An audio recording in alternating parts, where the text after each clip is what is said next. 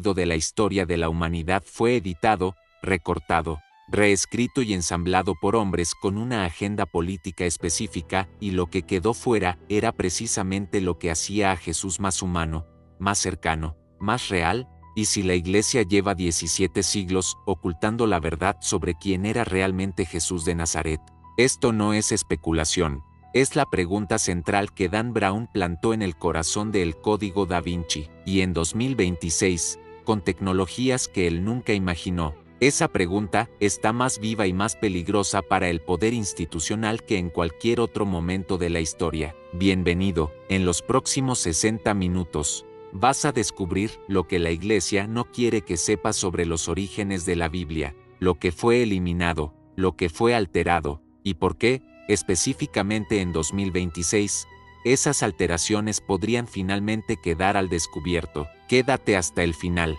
porque lo que revelaremos en el minuto 45 sobre los avances en análisis de manuscritos digitales e inteligencia artificial podría ser el mayor escándalo de la historia religiosa moderna. En 2003, Dan Brown publicó El Código Da Vinci y el mundo no volvió a ser el mismo. 80 millones de copias vendidas, el Vaticano en pánico, manifestantes en las calles, obispos grabando videos de respuesta con una urgencia que ninguna novela debería justificar. ¿Por qué tanto miedo ante un libro de ficción? Porque El Código Da Vinci no era solo una historia de suspenso, era una acusación bien documentada, construida sobre décadas de investigación histórica real, de que la Iglesia Católica había cometido el mayor acto de falsificación documental de la historia occidental. La acusación era la Biblia que conocemos no es un registro fiel de los hechos y enseñanzas de Jesús, es una selección, una edición, un producto editorial cuidadosamente ensamblado en el siglo IV por hombres que necesitaban que Jesús fuera exactamente lo que sus necesidades institucionales requerían: un Dios, no un hombre, no un rabino judío, no un padre, no un esposo, un Dios, y para convertirlo en ese Dios, tuvieron que eliminar todo lo que lo hacía humano. En unos minutos te voy a mostrar exactamente cómo ocurrió eso, los nombres, las fechas, las decisiones específicas que transformaron un movimiento espiritual diverso y plural del siglo I en la institución monolítica que gobernó Europa durante 1000 años. Pero primero, necesitas entender la magnitud de lo que estamos hablando. La pregunta no es si algunos versículos fueron mal traducidos a lo largo de los siglos. Eso es conocido y relativamente inofensivo. La pregunta es si el proceso mismo de construcción del canon bíblico, la decisión de qué libros entrarían en la Biblia y cuáles serían destruidos, fue un acto político disfrazado de acto espiritual, y la respuesta, según los historiadores más serios del mundo, es sí, no en el sentido sensacionalista de Dan Brown, no necesariamente con villanos conscientes tramando una conspiración en salas oscuras, sino en el sentido más preciso y más perturbador. Las personas que construyeron el canon bíblico tomaron decisiones basadas en lo que necesitaban que el texto dijera, no simplemente en lo que el texto decía, y lo que necesitaban que dijera era específico, que Jesús era Dios desde el principio, completamente divino, sin ambigüedad, sin humanidad que pudiera diluir su autoridad sobrenatural. ¿Por qué eso era necesario? Piénsalo, si Jesús es completamente humano, un hombre extraordinario, un maestro espiritual excepcional, pero un hombre, entonces su autoridad es la autoridad de sus ideas. Sus enseñanzas se sostienen o caen por su propio mérito. Cualquier persona puede evaluarlas, interpretarlas, discutirlas. Pero si Jesús es Dios, literalmente el creador del universo encarnado en forma humana, entonces sus palabras no se discuten. Y la institución que reclama representar a ese Dios en la tierra tiene una autoridad que tampoco se discute. ¿Ves la diferencia? No es teológica, es política. Un Jesús humano produce una comunidad espiritual. Un Jesús completamente divino produce una institución de poder absoluto, y eso es exactamente lo que el Imperio Romano necesitaba cuando decidió convertir el cristianismo en su religión oficial. Aquí está lo que voy a revelar en los próximos minutos. y que el Vaticano preferiría que nunca supieras. En el año 325 de Calle, en la ciudad de Nicea, en la actual Turquía, el emperador Constantino convocó una reunión de obispos de todo el mundo cristiano. Esa reunión, el primer concilio de Nicea, tomó decisiones que definen el cristianismo hasta hoy. Entre esas decisiones estaba la más importante de todas, la naturaleza de Jesús. ¿Era Jesús completamente divino, igual al Padre desde la eternidad? ¿O era una creación del Padre, el ser más elevado posible, pero una creación al fin? La posición que ganó la que conocemos como ortodoxia cristiana fue la primera. Jesús es completamente divino, igual al Padre, de la misma sustancia. El credo niceno, todavía recitado en misas hoy, es el resultado de esa votación, una votación sobre la naturaleza de Dios, por mayoría, y los textos que describían un Jesús diferente, más humano, más complejo, más cercano a la experiencia espiritual directa, fueron declarados heréticos, sus seguidores perseguidos, sus libros destruidos, o casi destruidos, porque en 1945, en el desierto de Egipto, un campesino encontró un jarro de barro, y dentro de ese jarro había 12 libros que alguien había enterrado 16 siglos antes, probablemente para salvarlos de la destrucción ordenada por Constantino. Los manuscritos de Nag Hammadi, los evangelios que la Iglesia no quería que existieran, y lo que esos evangelios dicen sobre Jesús es completamente diferente de lo que la Biblia canónica presenta. ¿Qué dicen exactamente? ¿Qué versión de Jesús fue enterrada en ese desierto? ¿Y por qué esa versión era tan peligrosa que merecía ser destruida? Eso es lo que vamos a explorar ahora, y lo que descubras en los próximos minutos va a hacer que nunca vuelvas a leer la Biblia de la misma manera. Aguanta firme, la historia apenas comienza. Para entender lo que fue alterado, primero necesitas entender lo que existía antes de la alteración. El movimiento cristiano del siglo I y II no era lo que muchos imaginan. No era una institución unificada con una doctrina clara y una jerarquía establecida. Era un ecosistema espiritual extraordinariamente diverso. Había comunidades en Alejandría que entendían a Jesús de una manera, comunidades en Siria que lo entendían de otra, comunidades en el norte de África, en Asia Menor, en Roma, cada una con sus textos, sus prácticas, sus interpretaciones. Había más de 50 evangelios circulando en el mundo cristiano primitivo, 50 textos que diferentes comunidades consideraban sagrados, inspirados, auténticos testimonios de las enseñanzas de Jesús. La Biblia que conocemos tiene 4. ¿Qué pasó con los otros 46? La respuesta oficial de la Iglesia es que eran tardíos, poco confiables, producto de comunidades marginales con teologías desviadas. La respuesta de los historiadores es más complicada y más perturbadora. Ahora escucha esto con atención, porque lo que viene a continuación es la revelación, que el Vaticano lleva siglos intentando minimizar. El Evangelio de Tomás fue encontrado entre los manuscritos de Nag Hammadi en 1945. Los especialistas lo datan entre los siglos I y II, lo que lo haría contemporáneo, o incluso anterior, a algunos de los evangelios canónicos.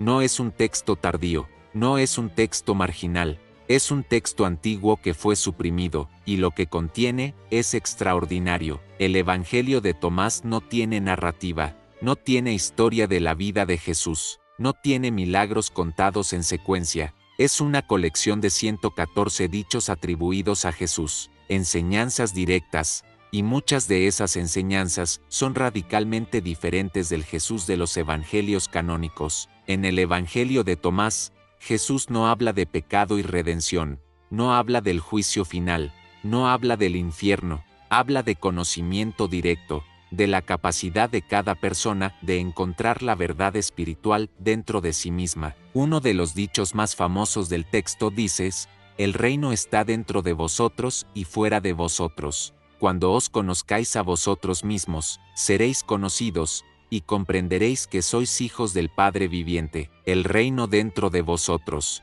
la autoridad espiritual como algo interno, personal, directo, sin intermediarios, sin institución, sin sacerdotes que traduzcan la voluntad de Dios. ¿Ves el problema? Un Jesús que enseña que la autoridad espiritual es interna no necesita una iglesia, no necesita papas ni cardenales ni una jerarquía que administre el acceso a Dios. Ese Jesús es incompatible con la institución que Constantino necesitaba construir, y el Evangelio de Tomás no está solo. El Evangelio de Felipe, también de Nag Hammadi, describe a Jesús usando un lenguaje que es radicalmente distinto del dogma niceno. En Felipe, Jesús habla de la unión espiritual como un proceso de integración interior, de reconciliación de opuestos, de trascendencia de las categorías de sagrado y profano. Es un Jesús místico, un Jesús que enseña transformación interior, no obediencia institucional,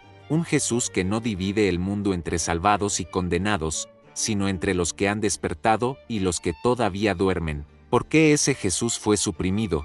Porque ese Jesús no puede ser controlado, el conocimiento interior no puede ser monopolizado, la transformación personal no requiere de una institución que la administre. Pero aquí hay algo que va todavía más lejos, algo que los historiadores del texto bíblico han documentado meticulosamente y que muy pocas personas conocen. Los 4 evangelios canónicos Mateo, Marcos, Lucas y Juan no llegaron a nosotros en su forma original, fueron copiados a mano, durante siglos, por escribas que no siempre eran neutrales. Y en ese proceso de copia, el texto cambió. No hablamos de errores tipográficos, hablamos de cambios deliberados. El académico Bart Ehrman, profesor de la Universidad de Carolina del Norte y uno de los más respetados especialistas en textual criticismo del Nuevo Testamento, ha documentado en sus libros, especialmente en MISQOTING Jesús, más de 400.000 variaciones entre los manuscritos más antiguos del Nuevo Testamento que han sobrevivido. 400.000 variaciones. En un texto que supuestamente es la palabra inmutable de Dios, la mayoría son menores, diferencias ortográficas, variaciones gramaticales, errores evidentes de copia, pero algunas son significativas. Algunas cambian el sentido de un versículo, algunas aparecen en manuscritos tardíos pero no en los más antiguos, lo que sugiere que fueron añadidas no preservadas. El ejemplo más famoso, el pasaje sobre la mujer adúltera en el Evangelio de Juan, el que de vosotros esté sin pecado, que tire la primera piedra, uno de los textos más célebres de toda la Biblia, uno de los más citados, uno de los más hermosos, no aparece en los manuscritos más antiguos del Evangelio de Juan. Los especialistas coinciden en que fue añadido en el siglo IV o V, fue insertado, alguien lo escribió y lo colocó en el texto, lo cual significa que hay al menos un pasaje en la Biblia canónica que sabemos con certeza que no estaba en el original y que nadie en la iglesia lo explica desde el púlpito. Ahora conecta todo esto con la teoría de Dan Brown. El Código Da Vinci no solo argumenta que textos fueron excluidos del canon, argumenta que textos existentes fueron modificados, que la narrativa de Jesús fue editada para eliminar todo lo que contradecía la imagen que la iglesia necesitaba proyectar. Una imagen sin esposa, sin hijos, sin humanidad plena, y esa edición no fue accidental, fue sistemática, fue parte de un proceso que comenzó antes del Concilio de Nicea y que continuó durante siglos. Cada vez que un escriba con una agenda copiaba un manuscrito y corregía lo que le parecía problemático. En la próxima sección, vamos a hablar de exactamente qué fue eliminado, los textos específicos, los versículos específicos, las referencias a María Magdalena como líder espiritual que desaparecieron de los manuscritos tardíos, y la imagen de Jesús como esposo y padre que nunca llegó a los libros que se pusieron en tus manos. Aguanta, lo que viene ahora es lo más impactante de todo el video. Entonces, ¿qué fue exactamente lo que la iglesia ocultó? ¿Qué versión de Jesús fue enterrada junto con los manuscritos de Nag Hammadi? ¿Qué verdades fueron editadas fuera del texto bíblico?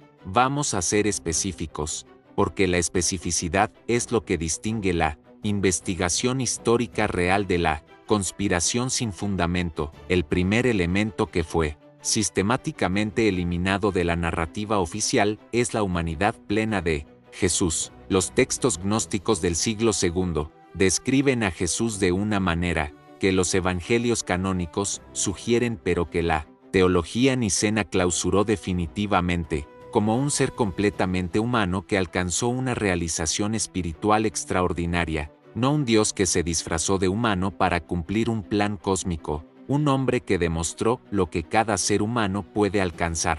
La diferencia es fundamental. En la versión nicena, Jesús es único e inimitable. Lo que Él es, nadie más puede serlo. Su divinidad es su naturaleza, no su logro. En la versión gnóstica, Jesús es un modelo, un maestro que muestra el camino. Lo que Él alcanzó, en principio, está disponible para todos los que sigan su enseñanza. ¿Cuál de esas versiones produce obediencia institucional?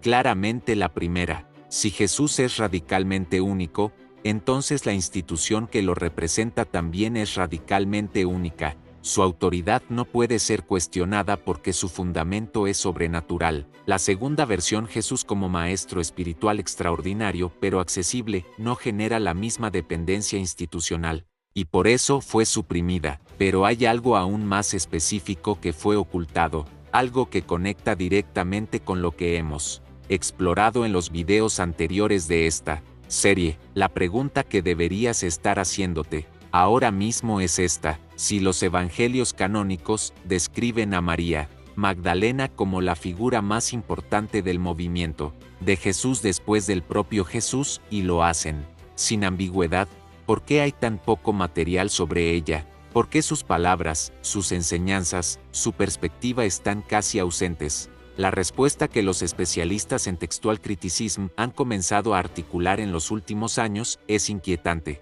porque había más, y fue eliminado. El Evangelio de María, encontrado entre los manuscritos de Nag Hammadi y en fragmentos de papiro en Berlín, es el único evangelio del período primitivo atribuido a una mujer. En él, María Magdalena transmite a los apóstoles enseñanzas que Jesús le dio en visiones privadas, enseñanzas que Pedro y los otros no recibieron. Pedro reacciona con furia, pregunta cómo es posible que Jesús haya preferido hablar privadamente con una mujer en lugar de hacerlo con sus discípulos varones. Levi, otro discípulo, defiende a María, diciéndole a Pedro que si el Salvador la eligió, ¿quién es Pedro para rechazarla? Ese texto fue descartado del canon, destruido cuando fue posible, sobrevivió por accidente, enterrado en el desierto, y aquí está la revelación que cambia la perspectiva de todo lo que sigue. Hay un pasaje en el Evangelio de Lucas, Lucas 8, 1-3, que es extraordinariamente revelador precisamente por lo que no dice. Describe cómo Jesús viajaba de ciudad en ciudad con sus 12 discípulos y también con un grupo de mujeres que lo seguían y le servían con sus bienes. Entre esas mujeres, María Magdalena, servían con sus bienes. Esa es toda la información que el texto canónico nos da sobre el rol de esas mujeres, pero los textos gnósticos sugieren que esas mujeres no eran simplemente benefactoras económicas, eran discípulas, líderes espirituales, recipientes de enseñanzas que Jesús no compartía con todos, y en algún momento entre el siglo I y el IV, esa dimensión de su rol fue borrada. No completamente, algo sobrevivió en los textos canónicos, suficiente para que los historiadores puedan reconstruir lo que falta, pero lo suficientemente borrada para que la imagen dominante sea la de mujeres como patrocinadores, no como líderes. Ahora vamos a la evidencia visual más famosa, la que está en Milán, en el refectorio de Santa Maria delle Grazie, y que Dan Brown convirtió en el símbolo central de su teoría, la Última Cena de Leonardo da Vinci.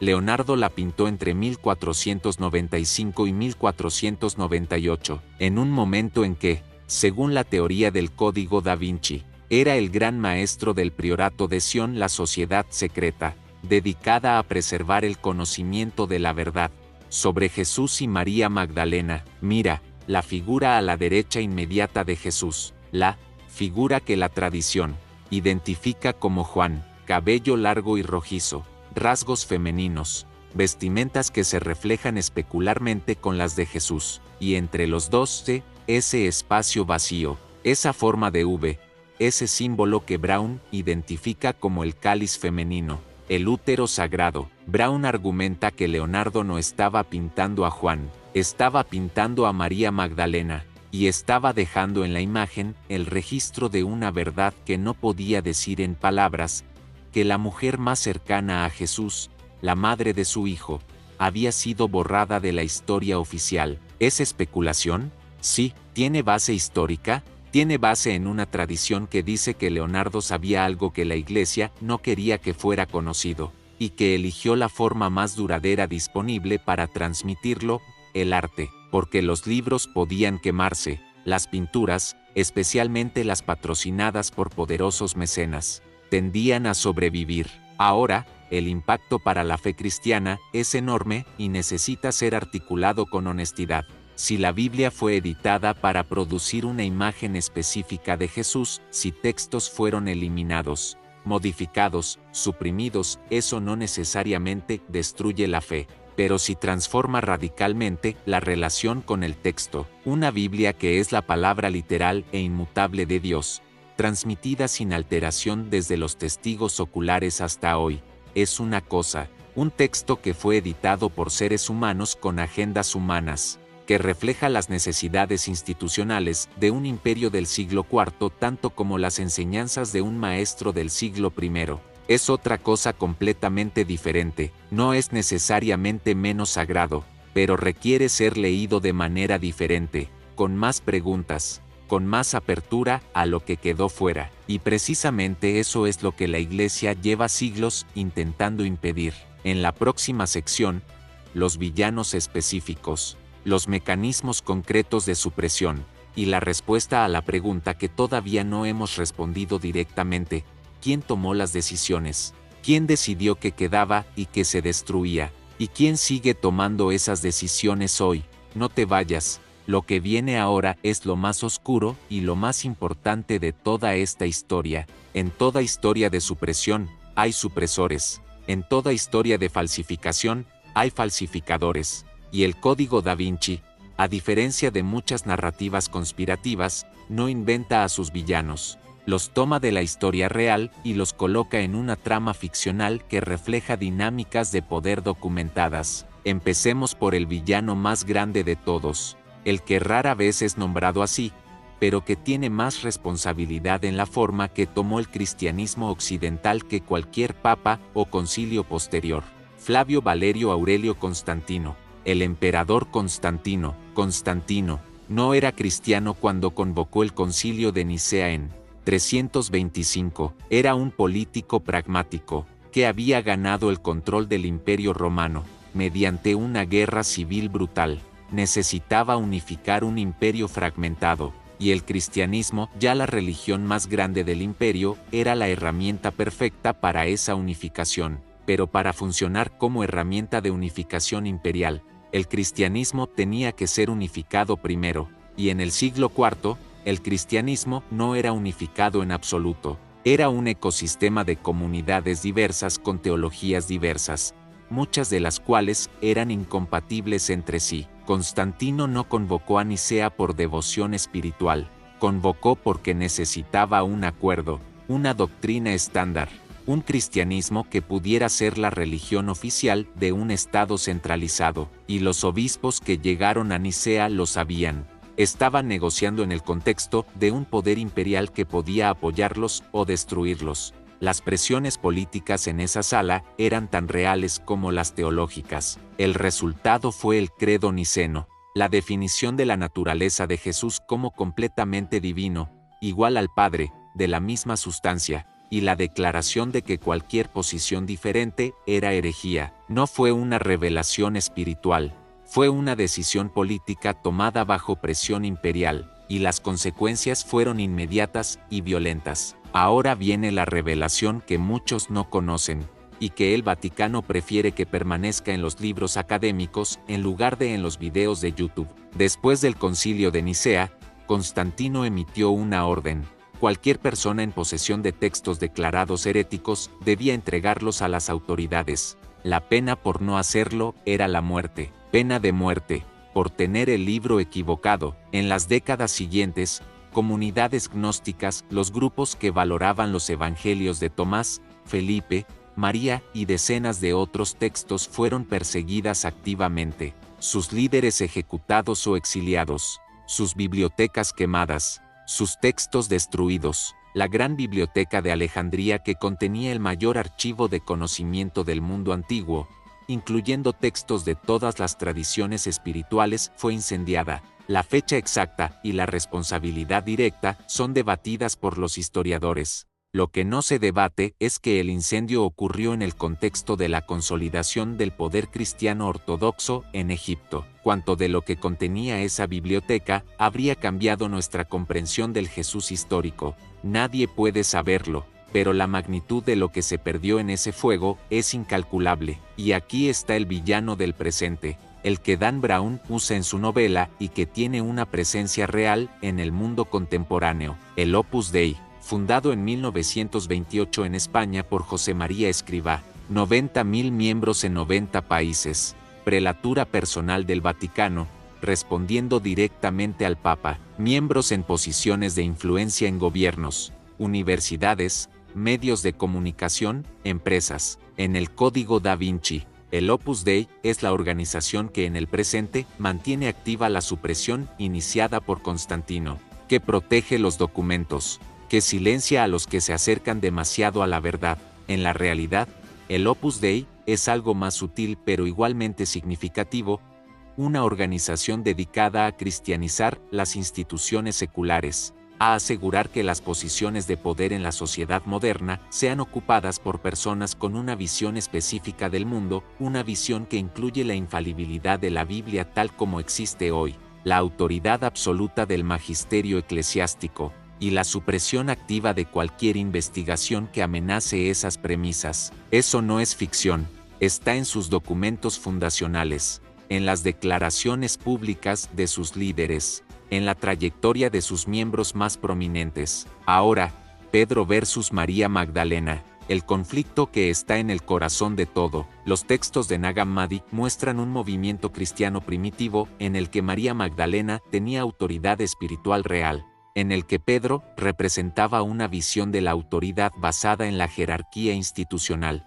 y en el que ese conflicto, María como líder espiritual elegida por Jesús versus Pedro como líder institucional elegido por la tradición, fue resuelto en favor de Pedro mediante la supresión de los textos que favorecían a María. Lo que la Iglesia construyó fue la tradición petrina, la autoridad papal como sucesión directa de Pedro. Tú eres Pedro, y sobre esta roca edificaré mi iglesia. Pero si existían textos que describían a María Magdalena como igualmente o más autorizada que Pedro, por el propio Jesús, y esos textos existen, están en Nag Hammadi, han sido traducidos y publicados, entonces, la base de la autoridad papal no es tan sólida como la Iglesia necesita que parezca. Y la pregunta que nadie en la Iglesia puede responder satisfactoriamente es esta: si la Biblia es la palabra inmutable de Dios, transmitida fielmente desde los testigos oculares,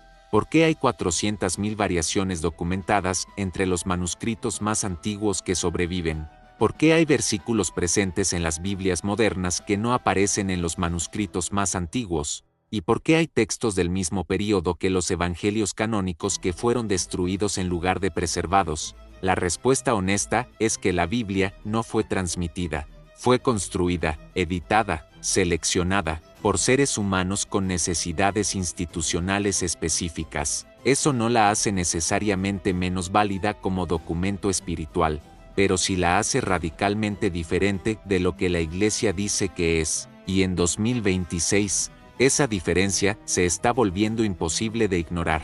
En la próxima sección, las herramientas que en 2026 están haciendo que la verdad sobre los orígenes de la Biblia sea, por primera vez en la historia, verificable de manera independiente, sin depender de lo que la Iglesia permita investigar, sin esperar que el Vaticano abra sus archivos. Solo ciencia, solo datos, solo la verdad. No te muevas, estamos en 2026, y algo está ocurriendo en el mundo de los manuscritos bíblicos que la Iglesia no puede controlar, no puede suprimir.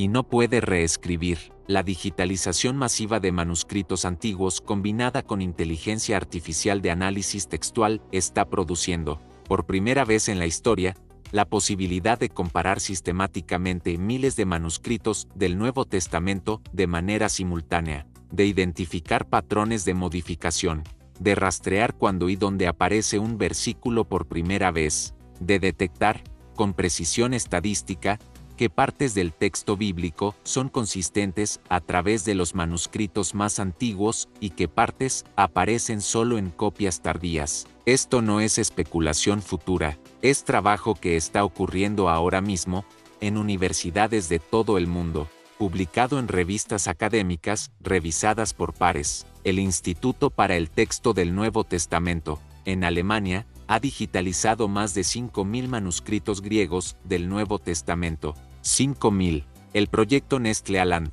que produce la edición crítica estándar del Nuevo Testamento griego, utilizada por académicos y traductores en todo el mundo, está en su 29ª edición, y cada nueva edición incorpora correcciones basadas en nueva evidencia manuscrita. En 2024, un equipo de investigadores de Oxford aplicó algoritmos de aprendizaje automático al análisis comparativo de 120 manuscritos del Evangelio de Marcos. El resultado fue perturbador.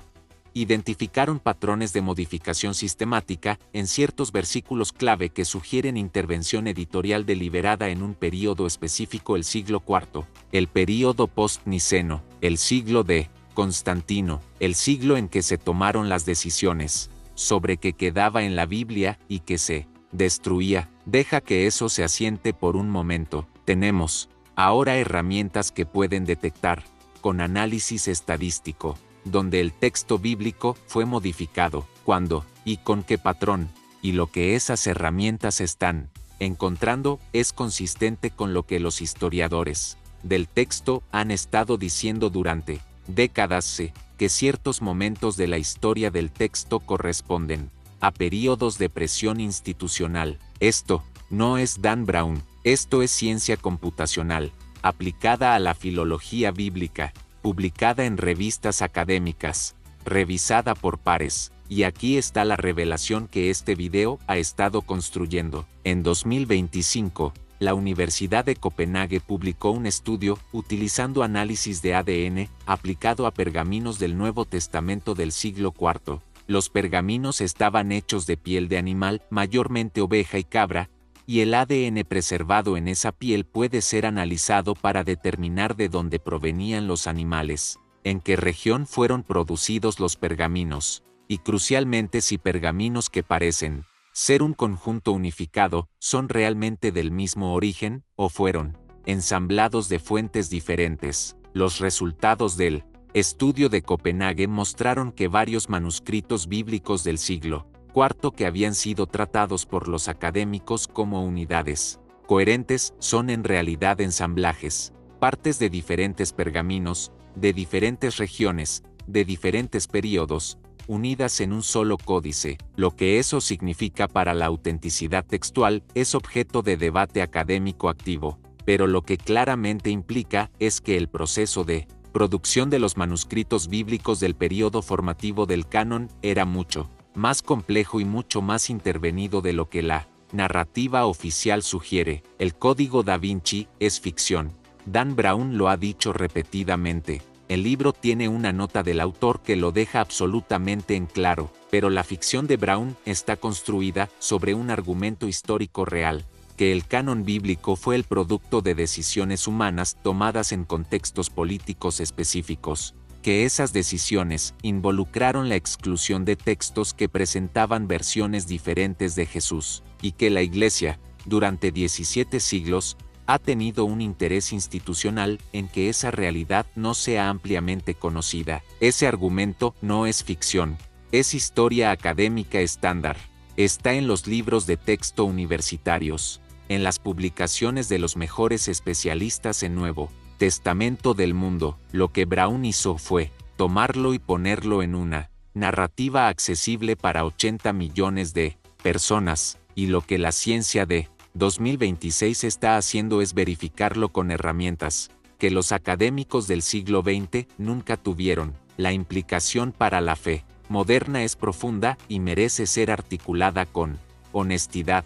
Si eres creyente y esto te perturba, eso es completamente comprensible. Pero considera esto: una fe que solo puede existir si ciertas preguntas no se hacen, si ciertos textos no se leen, si ciertos descubrimientos no se publican, esa no es una fe sólida. Es una fe frágil que depende del control de la información. Una fe sólida puede sobrevivir las preguntas más difíciles. Puede sobrevivir el descubrimiento de que la Biblia fue editada por seres humanos. Puede sobrevivir la existencia de textos que describen un Jesús diferente. Puede sobrevivir, incluso, la posibilidad de que Jesús haya tenido esposa e hijos. Porque lo que hace a Jesús significativo para millones de personas no es su celibato, no es la infalibilidad de cada versículo de la Biblia, es su mensaje, sus enseñanzas, el amor al prójimo, la misericordia, la justicia, la dignidad radical de cada ser humano. Ese mensaje sobrevive cualquier revisión histórica, sobrevive cualquier descubrimiento arqueológico, sobrevive la verdad. Lo que no sobrevive la verdad es el poder institucional construido sobre la mentira de que la Biblia es un texto inmutable dictado directamente por Dios y transmitido sin alteración.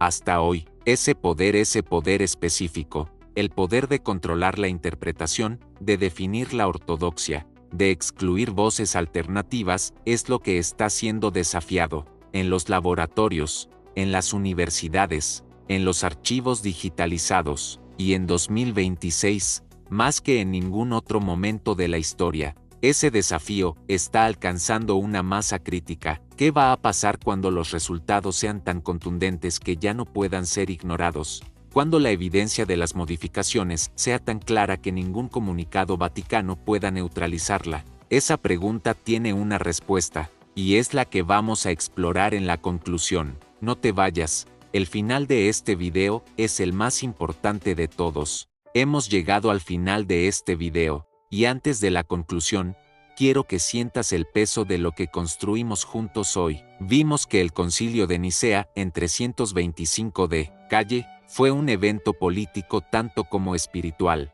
que el emperador Constantino convocó a los obispos no por devoción sino por necesidad imperial, que las decisiones tomadas en ese concilio sobre la naturaleza de Jesús, sobre qué textos serían canónicos, sobre qué posiciones serían declaradas heréticas, fueron tomadas bajo presiones políticas documentadas. Vimos que más de 50 evangelios circulaban en el mundo cristiano primitivo, que 4 llegaron a la Biblia, que los demás fueron destruidos o escondidos, y que los que sobrevivieron los manuscritos de Nag Hammadi describen un Jesús significativamente diferente del que la Iglesia presenta, más humano, más cercano, más accesible, con una relación con María Magdalena que va claramente más allá de maestro y discípula. Vimos que el propio texto bíblico tiene más de 400,000 variaciones documentadas entre los manuscritos que sobreviven, que hay versículos en la Biblia moderna que no aparecen en los manuscritos más antiguos, que el pasaje más famoso sobre la mujer adúltera, el que esté sin pecado que tire la primera piedra, fue añadido siglos después del original. Vimos que la imagen de María Magdalena como prostituta fue una fabricación deliberada, admitida por el propio Vaticano en 1969, y que esa fabricación sirvió para destruir la credibilidad de la figura más importante del movimiento de Jesús después del propio Jesús, una figura que los textos apócrifos describen como la depositaria de sus enseñanzas más profundas. Y vimos que en 2026, por primera vez en la historia, existen herramientas análisis computacional de manuscritos, inteligencia artificial aplicada a la filología, análisis de ADN de pergaminos antiguos que pueden verificar o refutar estas afirmaciones de manera independiente, sin depender del permiso del Vaticano. Aquí está la revelación final,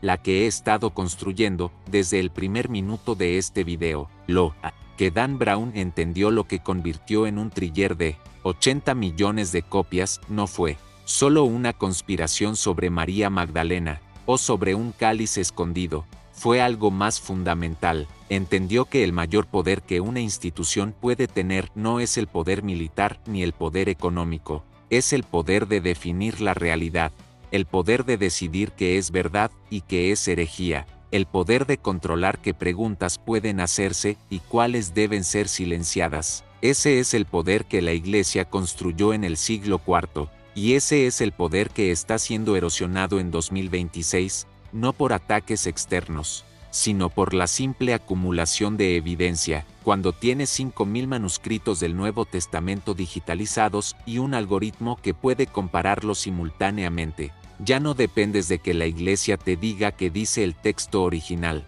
Puedes verlo tú mismo. Cuando tienes técnicas de análisis de ADN que pueden fechar pergaminos con precisión de décadas, ya no dependes de que el Vaticano te diga cuándo fue escrito un texto. La química te lo dice. Y cuando tienes el Internet, ya no dependes de que un sacerdote en un púlpito te explique qué significa lo que lees. Puedes leer las investigaciones originales. Puedes escuchar a los académicos. Puedes hacer las preguntas que antes solo los especialistas podían hacer. El control de la información, que permitió a la Iglesia mantener su versión de Jesús como la única versión posible durante 17 siglos, está siendo desmantelado. No violentamente, no dramáticamente, silenciosamente, un estudio académico a la vez, un manuscrito digitalizado a la vez, un video de YouTube a la vez. Ahora déjame hacerte las preguntas que quiero que te lleves cuando este video termine. ¿Cambia algo en tu fe saber que la Biblia fue editada por seres humanos con agendas políticas? ¿Se destruye algo esencial? ¿O se libera algo la posibilidad de relacionarte con las enseñanzas de Jesús directamente, sin el filtro de una institución que durante siglos ha necesitado que ese texto diga exactamente lo que su poder requiere? ¿Qué tipo de fe quieres tener? ¿Una fe que depende de que ciertas preguntas no sean hechas? ¿O una fe que puede enfrentar cualquier pregunta porque su fundamento no es la infalibilidad de un texto editado, sino la resonancia de una enseñanza?